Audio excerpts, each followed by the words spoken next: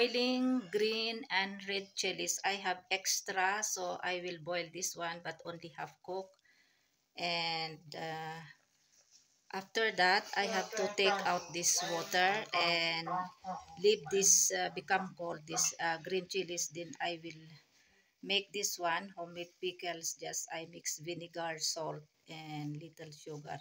So this is already half cooked. Now we have to turn off the flame.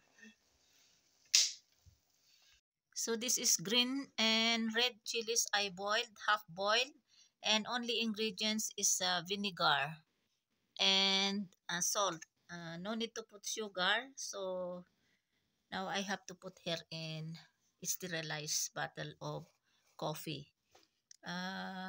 Kung sa Ilocano ay Artem, pero ang ginagamit naman yung sa Artem ay yung yung suka ng yung tuba.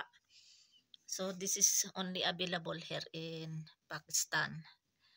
Kung meron kayong yung dato puti o kaya yung made from Philippines na suka, you can use.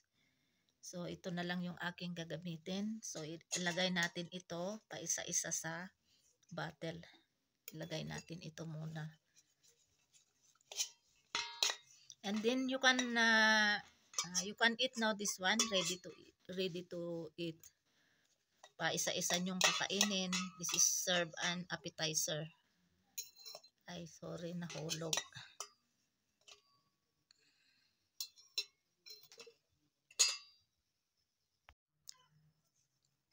I made 2 bottles of green chilies pickles.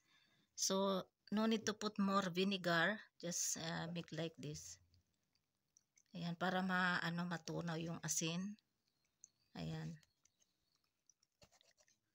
Morning time, my husband requested me to, he said, you make pickles. Same I make before. So I have many extra because when we are buying vegetables, there is too much extra. Our green chilies, wala pang bunga. So we are buying. Pero extra ito, paaman ba kung sa Tagalog.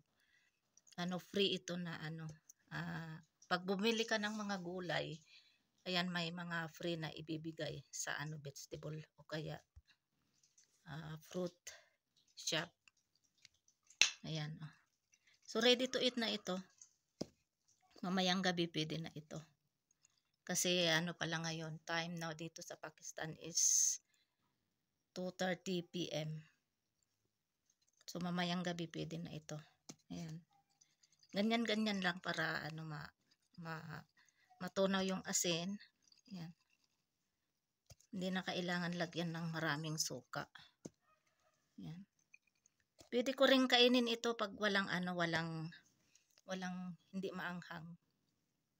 Gusto ko rin ito pickles pag hindi maanghang. Appetizer ba?